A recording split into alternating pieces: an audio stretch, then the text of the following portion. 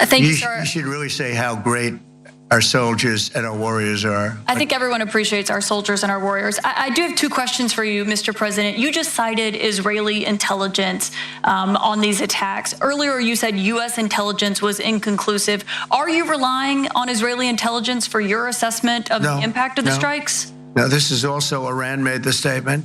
And it's also, if you read the document that was given, that Pete can talk about if you'd like, the document said it could be very severe damage. But they didn't take that.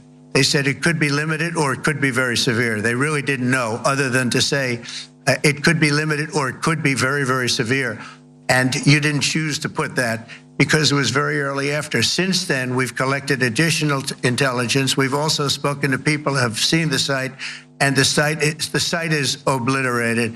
And we think everything nuclear is down there. They didn't take it out.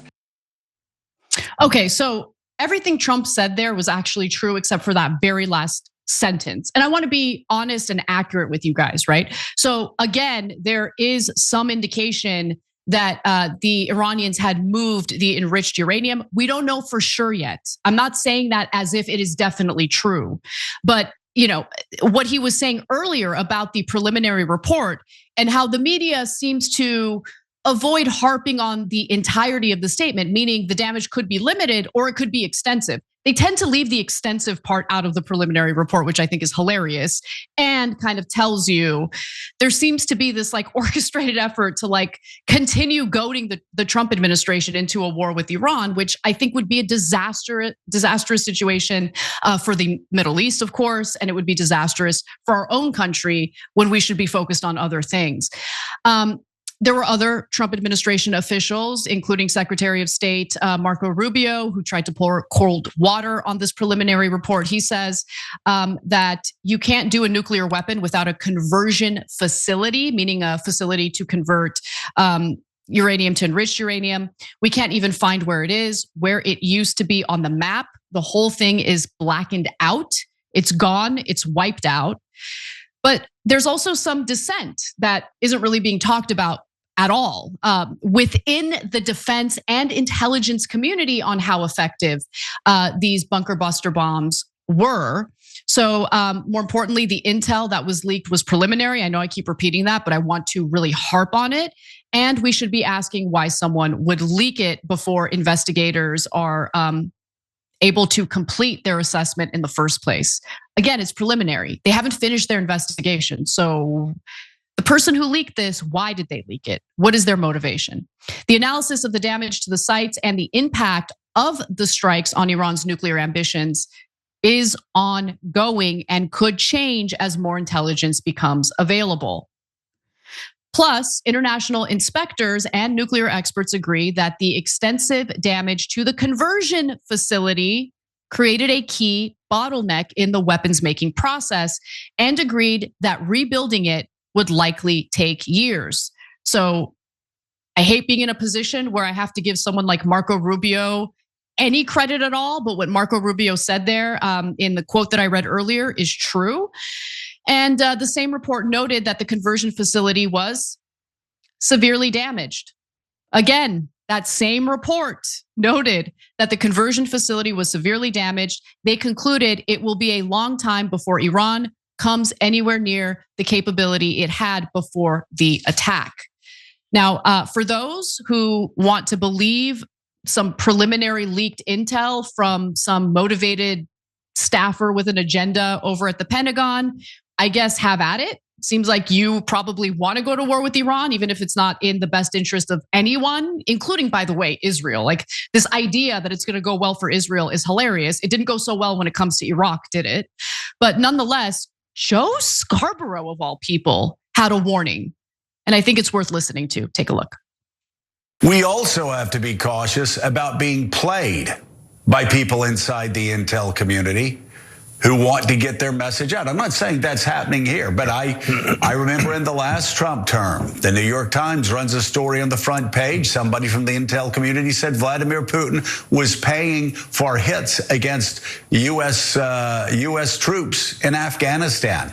Everybody ran with it. About 6 months later and said, well, actually they just had a low degree of confidence in that. That's happened an awful lot. This story, I mean, save it, bookmark it, because it's maybe one of the only examples of me having to give credit to people I usually vehemently disagree with. You got Marco Rubio, you got Trump, and in this case, you also have Joe Scarborough. Joe Scarborough is correct. And in fact, I myself had forgotten about that whole hoax that was reported in Trump's first term regarding Vladimir Putin, paying assassins to take out US troops. That ended up being debunked. So for the mainstream legacy journalists out there and reporters out there, please, for the love of God, just try for once in your life to not be a stenographer for the Pentagon. Just because something was leaked to you doesn't mean that you should just regurgitate it without any skepticism at all. Now, again, we don't know what the reality is. It's a preliminary report. Investigations have not been concluded in any way, shape, or form.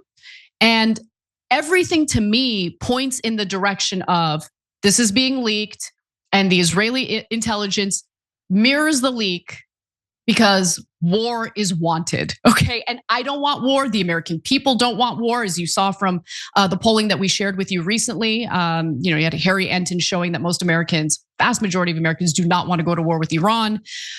They also don't want Iran to obtain a nuclear weapon. But I'll end on this. If you don't want any country to obtain a nuclear weapon or to build a nuclear weapon, the worst way to prevent them from building said weapon is to publicly and incessantly talk about how you want regime change in their country, going to war with that country, because all that's gonna do is encourage said country, in this case Iran, to race for a nuclear weapon. Because what is a nuclear weapon, really?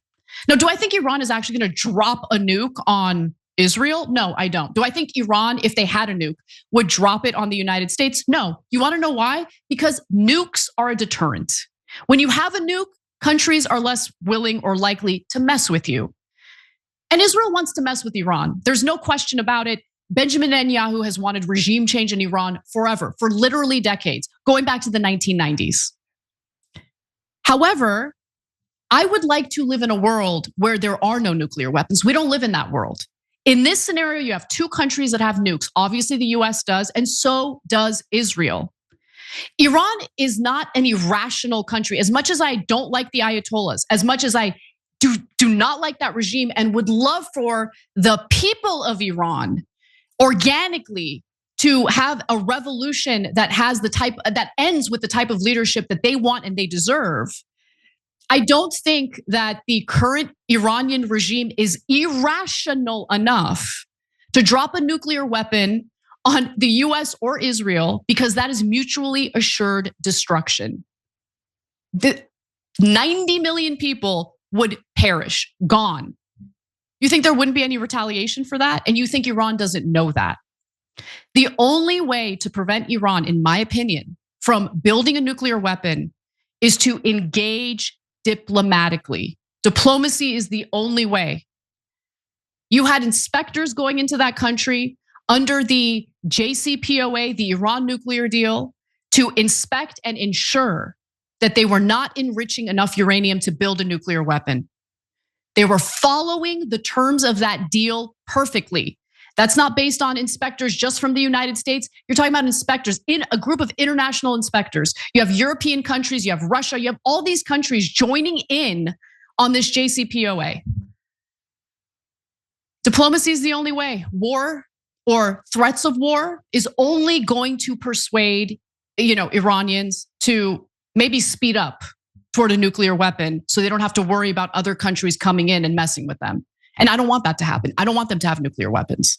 But it is rich that the country that's currently carrying out a genocide in Gaza is the country that has nukes, is not part of the non-proliferation agreement, and has the audacity of bullying other countries and determining whether other countries should be allowed to have the same weapons they have. Something to think about. Every time you ring the bell below, an angel gets his wings. Totally not true, but it does keep you updated on our live shows.